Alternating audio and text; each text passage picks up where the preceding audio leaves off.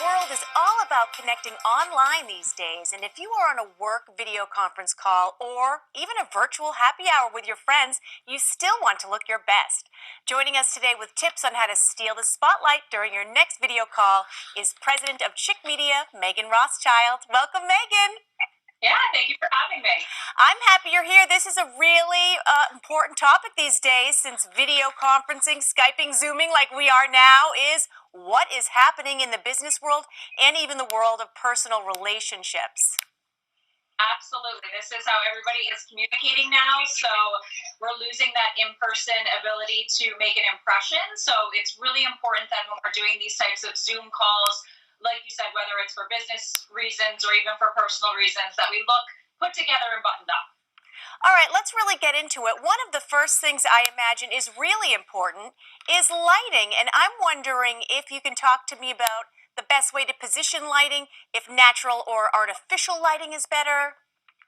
Yes, that's actually the first thing on my list. So I'm glad you brought that up. Lighting is very, very important for many reasons. Because we're doing all of this on phones and on computers, it's really important, number one, not to be backlit.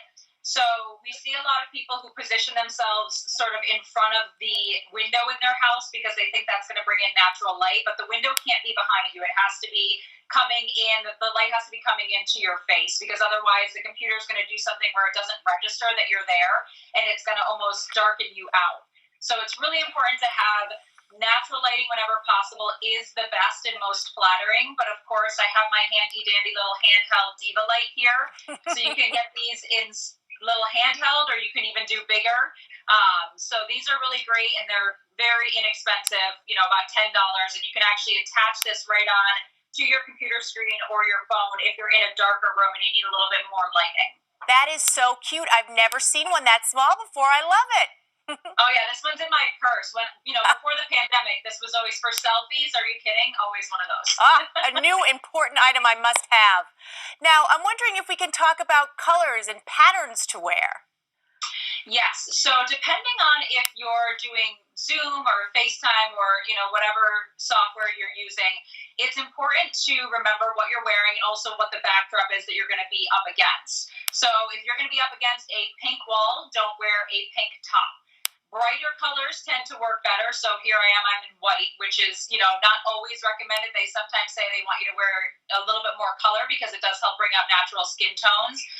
But as long as you're not wearing anything that's really clashing with your backdrop and also being cognizant of patterns, we know that horizontal patterns are not always the most flattering. Crazy colored patterns might not be the best thing for you if you're behind a backdrop that's clashing with that. So make sure you kind of know where you're going to be doing this video, doing this Zoom call, and match your outfit accordingly to the background that you're working with. Meghan, what's your opinion on some of the filters that Zoom has to make you look better? Are you a fan? That is personal preference. It's so funny. I did a Zoom call a couple of weeks ago, and one of the participants was at the beach. She had the beach behind her, and I was like, oh, I wish I was actually at that beach.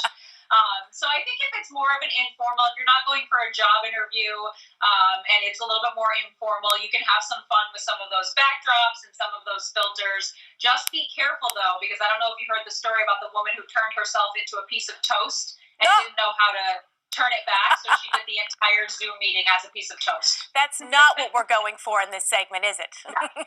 No, not what I'm going for. Please. That's right.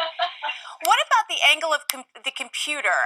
What's a good way to get it kind of eye level so it's not too high or you're not, looking down on people when you're speaking with them? Exactly. So I actually have another little prop here. So this is one of two of the I guess you would call it stands that I have for my phone. You can also use an iPad with that. It's really, really important to have your angle sort of being straight on. We know that this angle, when people answer their FaceTime like this is no one's flattering angle. We don't want the camera looking up at us. So definitely straight on or slightly elevated is going to be your best bet. And in order to make sure that your device isn't falling around, I highly recommend a stand, another affordable thing that you can get. And now that this is sort of going to become a norm for a while here, it's worth investing in something that's really going to make sure that phone or that computer stays put during your entire meeting. Meghan Rothschild, president of Chick Media, fun talking with you today. Thanks for these great tips. Yeah, thanks for having me.